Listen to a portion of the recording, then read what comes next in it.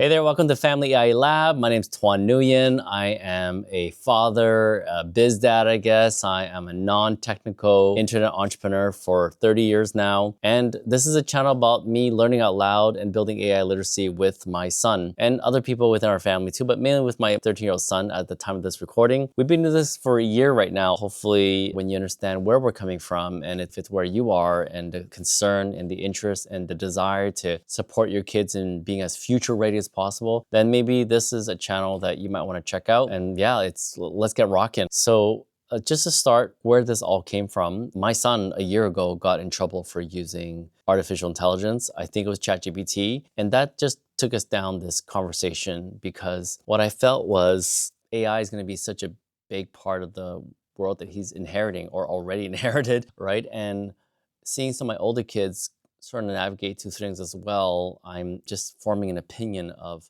where I think the world could be going. And I have notes here, by the way, that I wrote myself, handwritten, on my e-notebook here. So I formed an opinion over the last year, and I continue to solidify where I feel. I don't really know where we're going, but I feel certain things are necessary for kids to have a chance to thrive. So really be as prepared as possible. And so when he got in trouble, and I noticed that school is playing its responsibility to protect the kids from AI, hallucination, how agreeable it is, and all this stuff, and how it's led to some really unfortunate situations. According to the media, it gets you thinking, what's the best approach?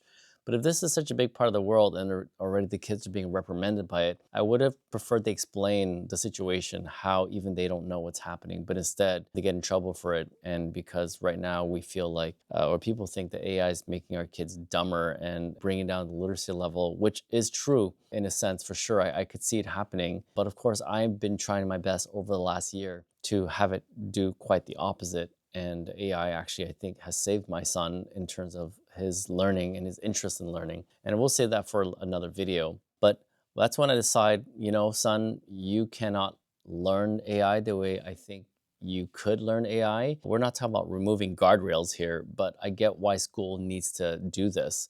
This is such an important part. And it is a part that I think if we don't implement the kids with learning, teaching this to them, then I think they're going to have a much tougher time. Even my buddy who's a plumber slash carpenter, he's used AI to produce so many things, his website, his invoicing system, and a booking system as well. And now he's trying to create an estimate software for him. It's a bit difficult, I think, is maybe too much for him, but even he's using lots of AI, and he's a guy who doesn't know anything about computers. It's incredible what this person can do. But we see lots of this content out there, and why I'm creating this channel is two reasons. One, as I mentioned, school isn't really quite positioned to really support our kids in developing AI literacy because they have to do the opposite. They have to put so much guardrails, otherwise they'll get sued or something like that, right? And then you have the business side. Parents have a hard time staying on top too, so they could support their kids. And that's because at work, we don't have time to learn it. Even though we're told to figure out how AI can be leveraged for our work. First, there could be some resistance. Second, it could be overwhelming because there's so much to learn and so much to figure out while doing your business. Either way, work also has security and privacy issues. And so the workplace actually for most people is not a great place to learn. So turns out the home is the best place. And what matters to me is the family unit. There's lots of people putting content out there. It's like how to make 10,000 a month with AI and building agents and all that kind of stuff. And that's not where I want to play. Where I really want to play is providing a space, which we call the lab, the Family AI Lab, where we could experiment and just learn and just kind of see how it could be a part of our lives in a positive way. And so I do have an approach, which again, I'll share a little bit of that philosophy. And now let's talk about my son. And I think is someone who I would call a non-linear thinker. And Quinn is someone who, since the beginning of school, I've always received some kind of a letter that he's not focused, he distracts people, he's easily distracted. In grade 5, I was advised to test him for ADHD. Thankfully, his mother did not want to test him either for it. We're not against this. For me, I don't want him to be boxed in too early. And some people say, well, he'll get access to certain tools. I get it, but at least for our son, we decide not to do it. I'd rather him decide later on if he wants to self-label himself as someone with ADHD or whatever, then so be it. Life just went on with Quinn technically struggling in school. But I knew he was brilliant, and I knew there's lots of amazing things, and everything that Quinn needed to learn, I was very involved with his learning. And so not everyone has this luxury, of course, but well, it wasn't even a luxury. I made time for it, which means I did sacrifice quite a fair bit to be able to spend a lot of time with my kids, now with my son. But I was able to take care of lots of his learning. I tried to figure out how he learned. And sometimes I thought if I was an actual trained teacher and I spent this much time with my son, I would know even more what to do. But I was just trying to figure out and learning out loud as I went on how to be a good dad. And I had a podcast and all this stuff. And it was my way of learning out loud. And it was really cool to be connected to tens and tens of thousands of men around the world who were just trying to be better dads. And eventually I connected with hundreds of thousands of women through different mommy groups and biz mom or mom boss groups. And it was an incredible 10 years or so of that. But now it's like the new version of it. And it has everything to do with AI literacy and how I see the world going. So Quinn struggles a lot. And then in comes AI. And I asked myself, how can I use AI to support my son? And I had a whole bunch of ideas, which I won't share here, but it's been working pretty well. There are days where he's not as motivated to get on and start create things. But he's created a video game for his sister. He's done little short form films, and he's done stuff that his friends got his friends asking, yo, how you doing it? And then when my friends find out, or his friends' parents find out, they contact me too. And they're like, yo, we heard Quinn is doing this stuff. It's so cool. Like, how do I get my kids involved? And I could maybe show some screenshots of a whole bunch of message. Now I have a WhatsApp group chat locally with 40, 50 families that I share some of this in the group chat with them and what we're working on, which is essentially giving me all these ideas on the content I'm going to put on this channel. Be here in this video, but at the end of the day, we're moving forward and we have been moving forward, and his friends have been asking how he created a video game for his sister. He's created a website and a few other things, and he even created his own little tutor in a way because he wants to draw better. So he's now not quite complete that yet. That's one thing that's on the docket. And very soon, at least from the time this recording, in a week from today, he will launch his own first website that's more than just a website. We went through a process to help him learn elements of a website from a marketing perspective, and that has been captured as well. So it's going to be great to share that with you. Those are the two forces. Again, back to why this is so important for me to do this is because I believe the household is really the best place in this channel, really this journey, this community, as I like to call it. I'm hoping to attract people who would like to be part of this so we could learn this together, learn out loud together, or I'll learn out loud, and we could have separate discussions outside this video, right? Hopefully can support each other and figure out where are the guardrails. And so I will, again, in this video, share my approach and what I end up doing because of it. So I'm going to stare at my notes here just because I want to make sure I didn't forget something. So just to give a bit of a background, I'm a father. As you know, I've been online for 30 years. If you Google me, you'll see that I've had a level of accomplishment. But as many people say, for every accomplishment, there's many failures. And I've learned to detach myself from both my failures and my accomplishment. But I've done well enough and I've had enough experiences that I can sort of not predict, but more prepare my family as much as possible to be ready for the future, for whatever is coming. We don't know what's coming. And so I've done many things from digital marketing, building software with my coder friends and coder colleagues. I've actually supported a lot with content creation and building YouTube channels and advised some really big creators. And here I am finally taking the step. I've seen them put in the hard work and why they're so successful and happy and living a great life. And I guess it's my turn to try this. So that's more of a personal level. It's my turn to create content and we'll see where it goes. And all of my content creator friends / clients, partners, they did it whether they made money or not. It was never intentionally to be a business, but it was just really incredible to see them grow over the last 12, 13 years. So really, really cool there. So that's who I am. And I have one biological kid, but in my heart, I have 7 kids and I have 2 stepdaughters and I'm a co-guardian to 4 other kids for a period of time. And I would say I'm still one of their go-to guardians for support. And so I've seen the kids grow. They're now 13 to 24 years old at the time of this recording. And so I've seen them all grow from they were 2 to 11 and a half, and now they're 13 to 24, almost 25. So it's been a really amazing journey to be part of their lives and watch them make some big decisions and also seeing what they're facing now. And I have to say, AI is part of what is creating some confusion or some uncertainty, and for some opportunity within our kids alone. So we have 3 more to go who haven't hit post-secondary yet. It's why I'm doing this right now is I'm concerned, but I'm being proactive to address my concern for these kids. So that's what's going on there. I talked about Quinn's story about him getting in trouble, but now I'm going to kind of talk about what I did about it. And when I said to Quinn, all right, buddy, so we're not going to do AI at school. It's not possible, but we're going to have AI days here at home. And we didn't go right to AI. I said, I'm going to take some time to do a bit of research. So I talked to other parents. I talked to educators, therapists, psychotherapists. I talked to founders, technical founders too. And I'm actually in one of my friend's office right now. He has a big part to do with his channel, and I really admire him for what he's done and who he is as a man and a father, a husband, all that kind of stuff. And so I'm in his office right now, and well, him and partner are both my friends, Jonathan and Rob. But I'll tell more about this office in a little bit. But so I decided to tell Quinn, all right, let's do some AI days and let's figure stuff out together. So the research involved conversations and trying to understand what are the dangers of the technology, where is it not perfect yet,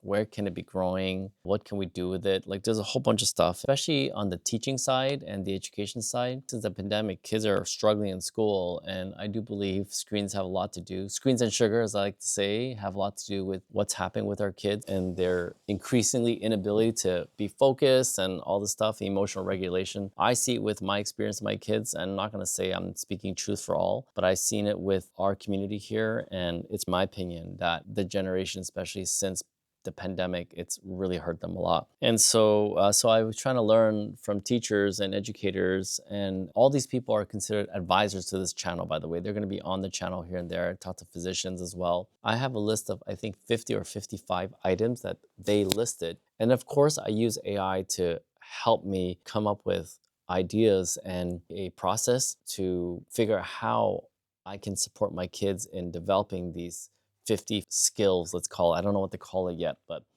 critical thinking, I think it's skills, yeah, and creativity, communication, presentation, reading, literacy, all this stuff. I think even like people skills and relationship building, and not just like hard skills, but soft skills as well. I spent the last year really thinking about that. And of course, with my son, I spent 2-3 weeks to kind of get an initial version of it.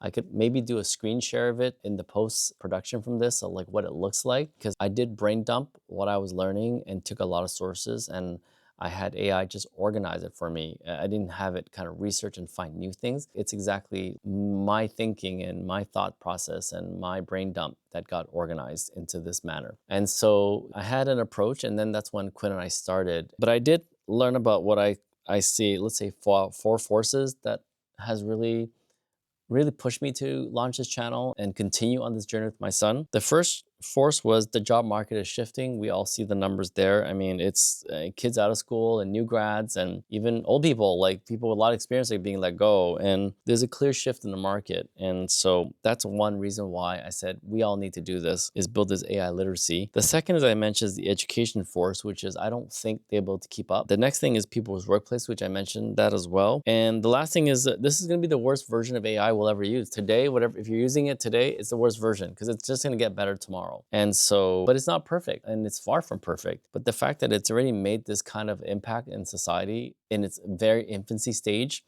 I can only imagine what it's going to be later on. In fact, I can't imagine. But what I know is important is we need to get on this for our kids to have some level of a future. So moving on. So then now that I did all this research, what am I doing then? And so the first thing I did was I formed a bit of a board of advisor, and it includes some teachers, former director of education. I even have YouTube advisors from Koi Academy, and then Evan Carmichael is like one of my favorite guys on YouTube who knows like so much, to me, the most knowledgeable YouTuber guy. My oldest step nephew, I guess, shall we call him? He's a developer, and so he's helped me a lot, and him and his friends have helped me a lot. So that's the first thing I did, was I formed this advisory board. Then, with Quinn specifically, sometimes it's hard for kids to think about what they want to do. So I gave him some options of what may be interesting to him. And so he chose, he chose what he wanted to do. And the most recent thing is a week from today, we're supposed to be launching his website. So by the time this video goes live, maybe the website will be live already, I'm not sure, but we have 7 days to build and launch this website. And we spent the last 7 days to learn how to look at websites and what can go in a website and why certain things of a website is necessary and when you use it. So it was like website education that I did with him. And I filmed that as well. So it's going to be pretty cool. He wants to create music. I don't allow him to listen to too much hip hop and rap. I love hip hop and rap. It's just the lyrics as the years go by, last 20, 30 years, 40 years, it's just getting worse and worse. And I think there's no value other than amazing beat, cool voices. So I'd rather Quinn create hip hop music with the beats that he likes, but with cleaner lyrics. And we have like a theme and we're using it for like as volleyball warm-up music. So it's gonna be like kind of upbeat. He wants to shoot content and build content around volleyball, which is his passion. And we also have a volleyball app idea that's kind of on the back burner for now, but I think we'll run it with it over the summer months. That could be our summer project, but we'll find out. That's why I'm learning out loud. I'm no expert. I'm just trying to figure stuff out right now. So I want to kind of like start landing the plane here by talking about the type of videos I'll be creating on this channel. The obvious one is there will be some tutorial videos, but that's not the main thing. The main thing is, as a parent and navigating through and learning a lot, is I want to provide, some of the lessons I've learned as a parent, and then also sharing lessons as Quinn, because my little man, he's learning, he's lots of questions, he's expressed a lot of feelings, and he even says what he's done to actually continue to enjoy this journey. And it's been really, really fun. So you'll see a combination of like talking head videos, you'll see some tutorials, and then you'll see some guest people jumping on with me, and it'll be quite interesting to get a lot of people's perspectives and get your perspective as well if you want to kind of follow along. The last thing, maybe the second last thing, I'm not sure. I don't know when I'm going to end this video because I'm just going off the cuff here. I'm at an office here. It's for a software company called backboard.io. And I'll tell you why I'm doing it here. I've had many of my friends actually who found out I was doing this and they want to say, hey, if you want, we can help you with it, or you can shoot at our office or whatever. But I chose here for a very, very specific reason. I'm surrounded by brilliant entrepreneurs. And here we have Jonathan Murray and Rob Imbo. And Rob Imbo has built a $1 billion business called Ascent. He's a co-founder of that company, and then he exited. And then Jonathan Murray has a significant amount of these global experiences across a few key niches that are very interesting, that required him to be really on top of what's happening in the world to excel in his career. And he's also an entrepreneur, an exited entrepreneur as well. And so two amazing men in my life who are doing something that's important to me. And so after doing 1 year of playing with Claude and ChatGPT and Gemini and all that, where we've come to realize is that, man, is it expensive, especially when you're doing film and all that kind of stuff, and video and image creation, slapping it all together. It's super expensive. And so that's like the first thing we got. No, that's actually the second thing we noticed. The first thing is the hallucination, things not remembering correctly. And so it's something everyone deals with. We realize that AI, after a while, the conversation, it starts losing what the conversation was all about. And so memory is a major issue. And portable memory is another issue because, if you're chatting in GPT, it takes quite a bit of work to extract that conversation and pump into Gemini, let's say if you want to do something else. And it's very difficult to kind of switch different models depending on what you need.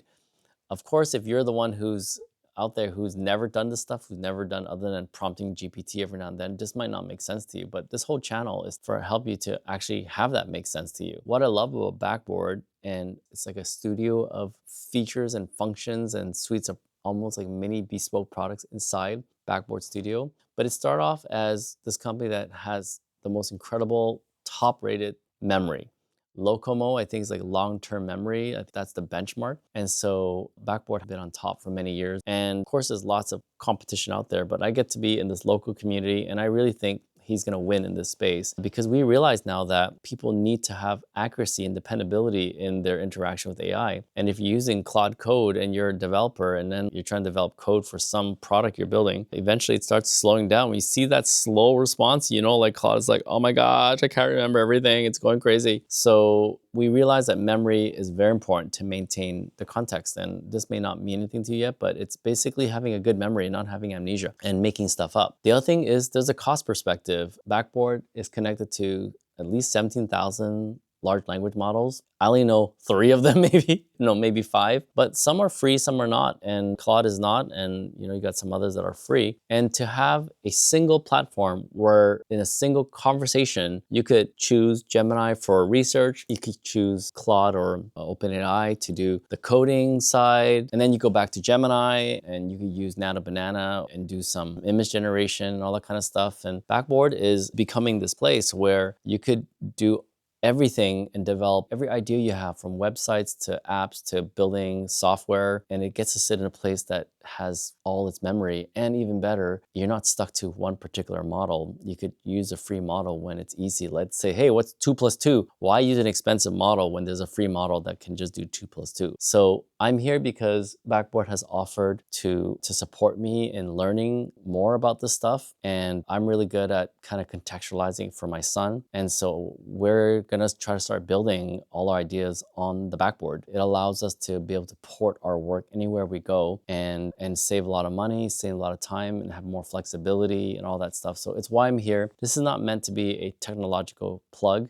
They are a startup, and I believe in what they're doing. Especially if you're a technology company, feel free to check it out. So that note, I look forward to the next video. It's gonna be a talking head video, the first few, and I think it's gonna answer a lot of questions parents have in my perspective and why I decide to do certain things, and show some examples of what Quinn and I have done. Eventually, we're gonna start showing some really cool stuff that your kids can also watch and say, wow, a 13-year-old did that? That's insane. And that's just like the tip of the iceberg. So that's it. Well, hope you, for those who made it this far, I am committed to sharing this journey and trying to make a difference. And together, hopefully we can future ready our kids and ourselves as much as possible. All right, much love, take care, talk to you soon. See you in the lab, ciao.